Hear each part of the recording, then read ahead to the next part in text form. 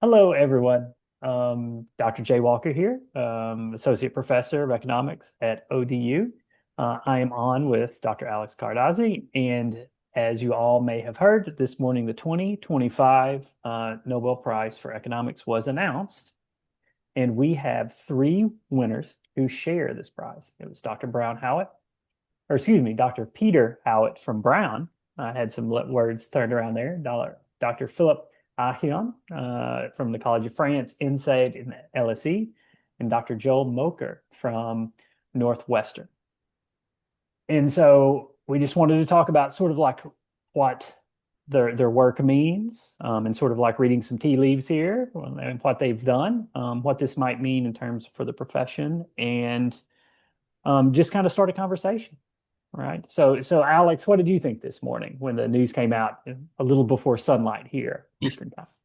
I thought it was a well-deserved award for kind of a relatively big idea of kind of describing how markets work and how different places can become prosperous. So this idea of like innovation-driven growth, I think kind of ties in really nicely with the previous year's award from 2024 about institutions.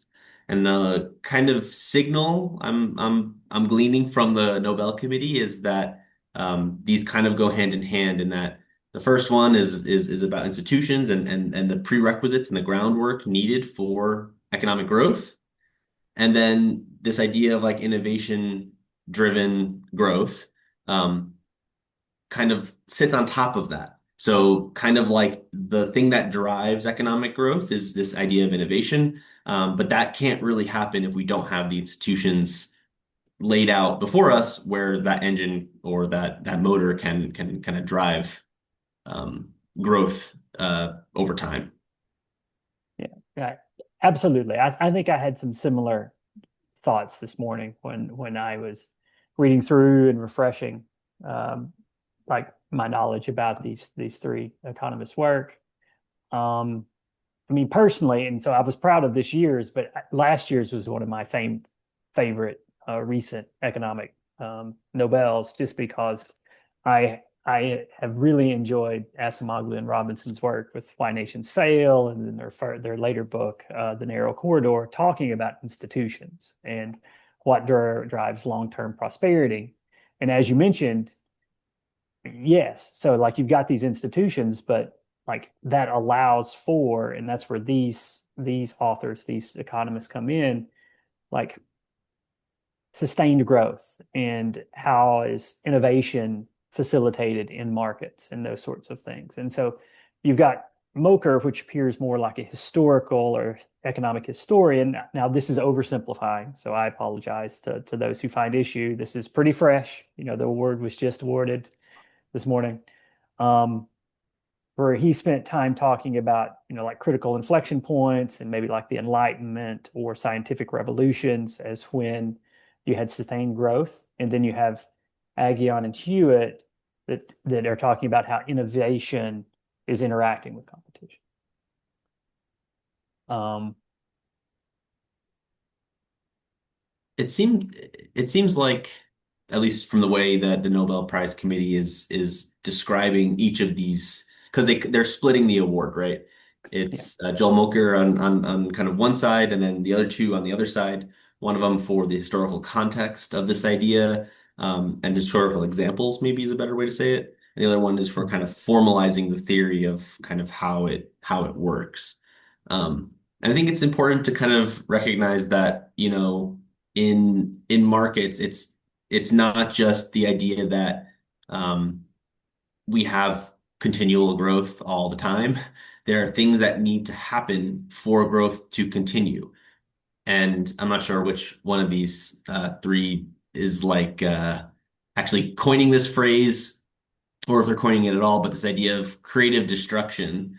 So allowing certain firms to fail or certain ideas to fail to make room for other ones to kind of emerge through.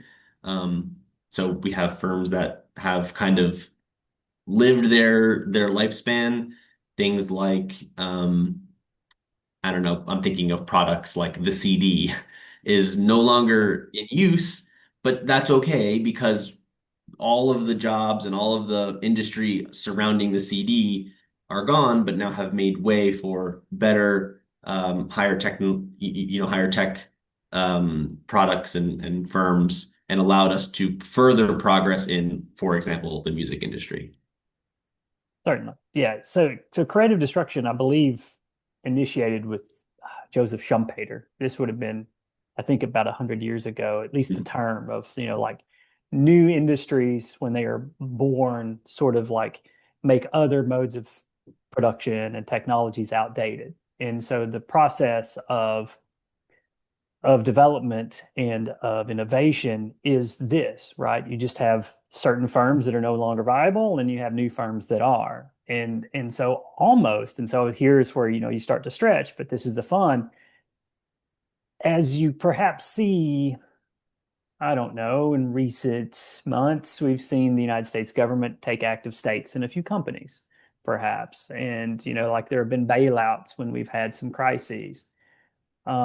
This is perhaps lessening the likelihood that those firms could be made to fail in the future, which could signal lessened opportunity for growth, um, and or blocking competition, right? And so typically, so notice I like use words like economists use. On average, economists tend to think that more open markets and greater amounts of competition lead to better outcomes in the long run.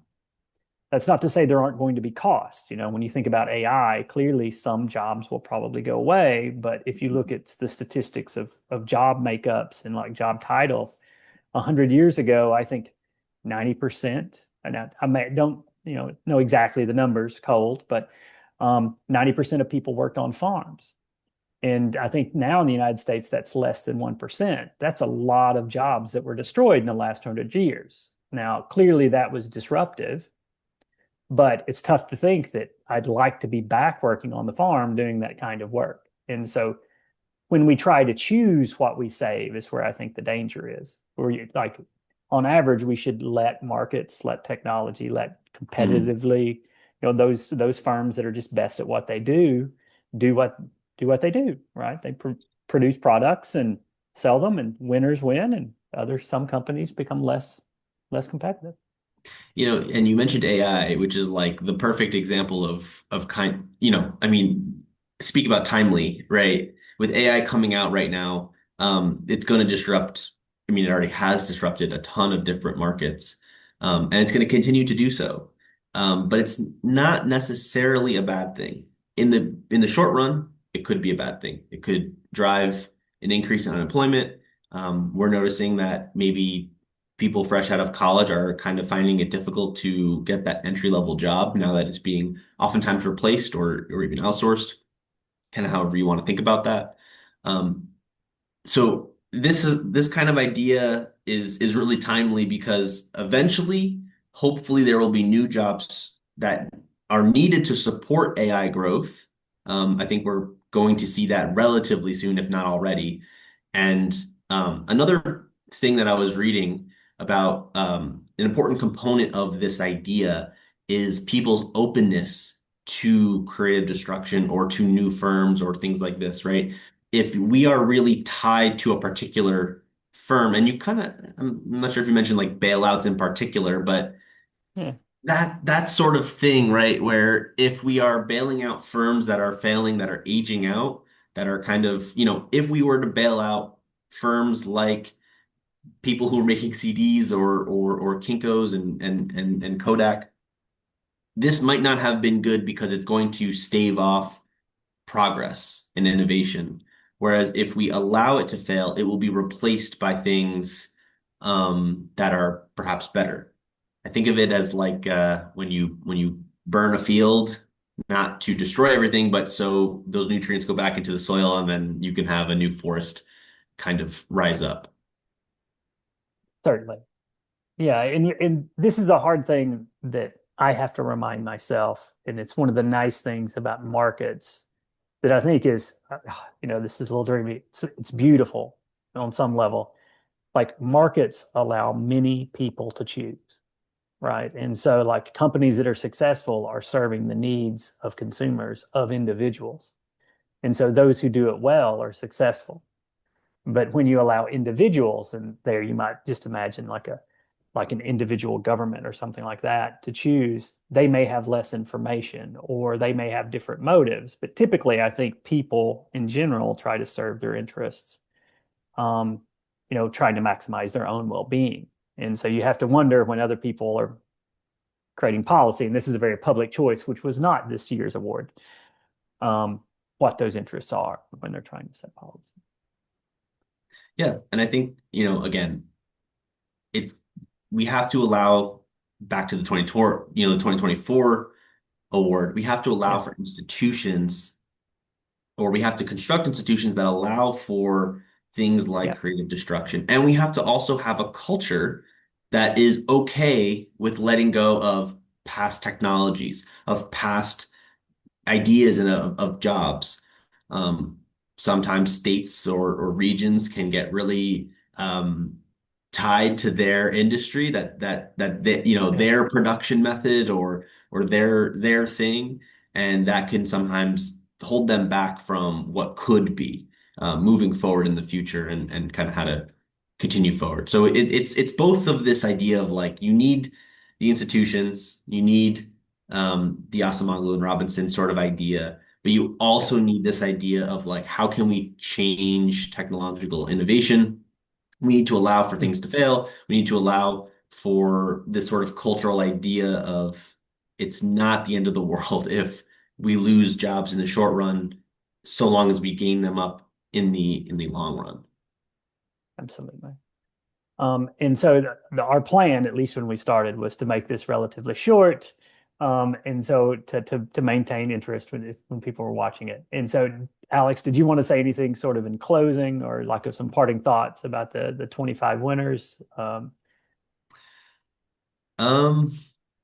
no, I think that the Nobel Committee is sending a signal to the profession that big ideas are valued. The past Yeah, 20 or not 20, the past couple of years worth of awards. I kind of have them up on my side screen here. Um, this year, last year with Asamoglu and Robinson, we had Claudia Golden the year before. Um, Bernanke, David Card, and his co-authors the year before that, all handling very, very large ideas, very important topics. And the committee is signaling that this is what we value, and this is what, as a profession, maybe we ought to be studying. right. I mean, human well-being. It's something that I think we all sort of agree on, right? We're trying to maximize it. We're trying to do well. So thanks, Alex. Thanks for watching, everyone.